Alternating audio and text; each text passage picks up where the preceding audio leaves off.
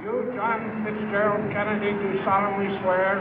I, John Fitzgerald Kennedy, do solemnly swear. That you will faithfully execute the office of President of the United States. That I will faithfully execute the office of President of the United States. And will, to the best of your ability. And will, to the best of my ability. Preserve, protect, and defend the Constitution of the United States. Preserve, protect, and defend the Constitution of the United States. So help you God. So help me God.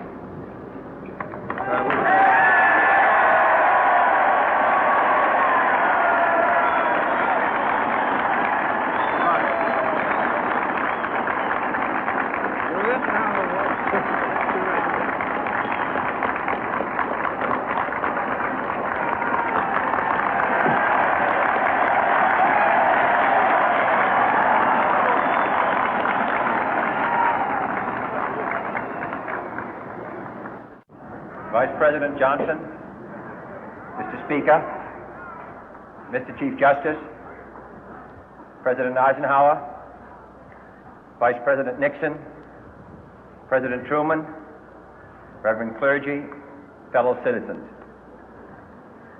We observe today not a victory of party, but a celebration of freedom, symbolizing an end as well as a beginning, signifying renewal as well as change. For I have sworn before you and Almighty God the same solemn oath our forebears prescribed nearly a century and 3/4 ago.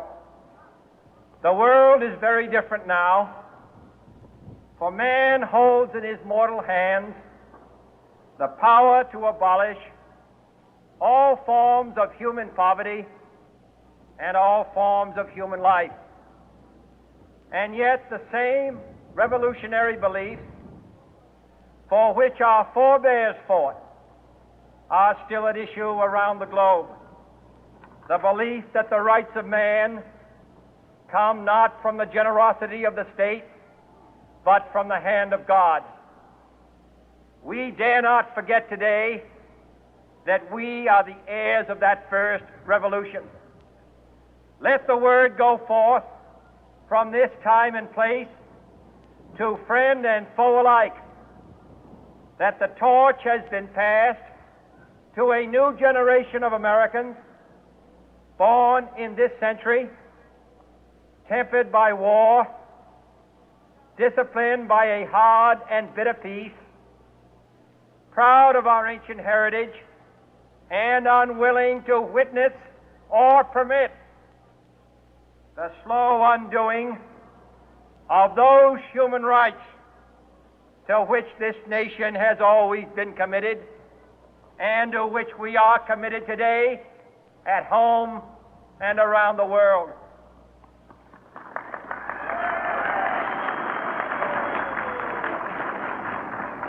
Let every nation know, whether it wishes us well or ill, that we shall pay any price, bear any burden, meet any hardship, support any friend, oppose any foe to assure the survival and the success of liberty.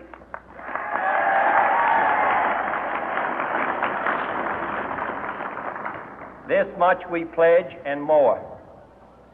To those old allies whose cultural and spiritual origins we share, we pledge the loyalty of faithful friends. United, there is little we cannot do in a host of cooperative ventures. Divided, there is little we can do, for we dare not meet a powerful challenge at odds and split asunder.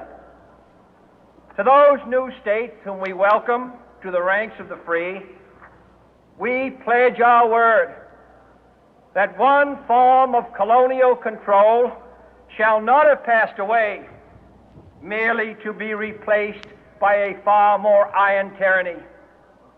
We shall not always expect to find them supporting our view, but we shall always hope to find them strongly supporting their own freedom, and to remember that in the past, those who foolishly sought power by riding the back of the tiger ended up inside.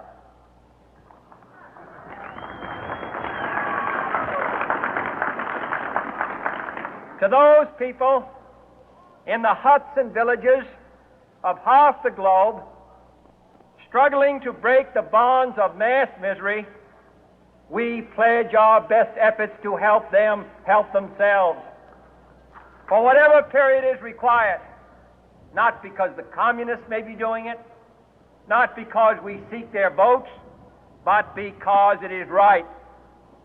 If a free society cannot help the many who are poor, it cannot save the few who are rich.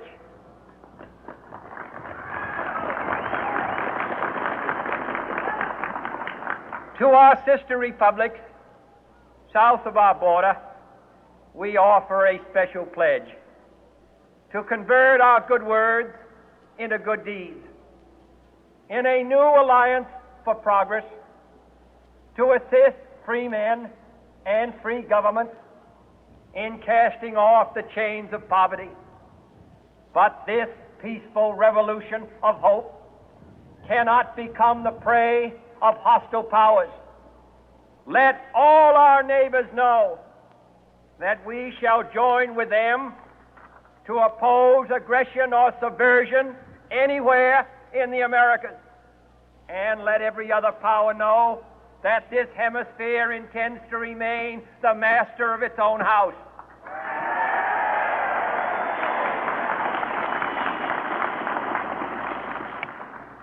To that World Assembly of Sovereign States, the United Nations, our last best hope, in an age where the instruments of war have far outpaced the instruments of peace, we renew our pledge of support to prevent it from becoming merely a forum for invective, to strengthen its shield of the new and the weak, and to enlarge the area in which its writ may run.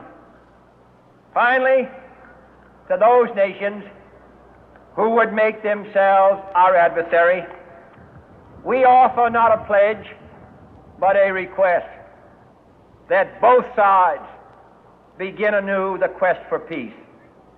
Before the dark powers of destruction, unleashed by science, engulf all humanity in planned or accidental self-destruction, we dare not tempt them with weakness, for only when our arms are sufficient beyond doubt can we be certain beyond doubt that they will never be employed. But neither can two great and powerful groups of nations take comfort from our present course, both sides overburdened by the cost of modern weapons, both rightly alarmed by the steady spread of the deadly atom, yet both racing to alter that uncertain balance of terror that stays the hand of mankind's final war. So let us begin anew, remembering on both sides that civility is not a sign of weakness, and sincerity is always subject to proof. Let us never negotiate out of fear, but let us never fear to negotiate.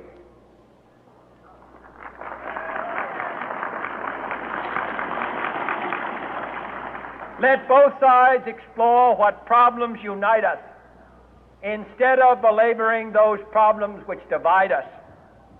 Let both sides, for the first time, formulate serious and precise proposals for the inspection and control of arms, and bring the absolute power to destroy other nations under the absolute control of all nations.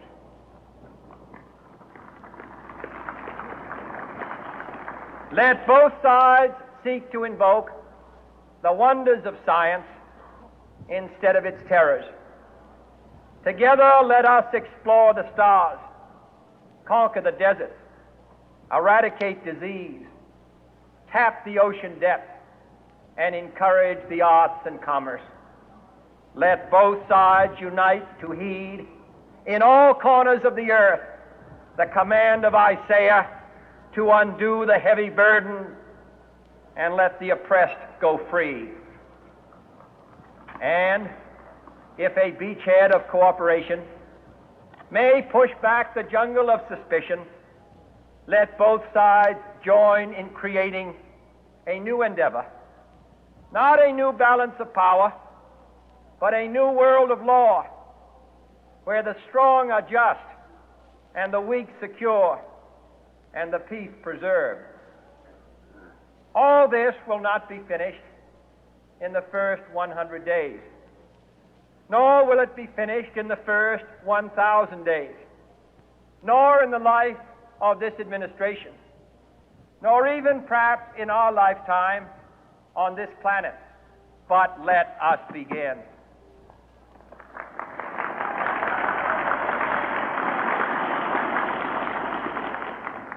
In your hands, my fellow citizens, more than mine, will rest the final success or failure of our course.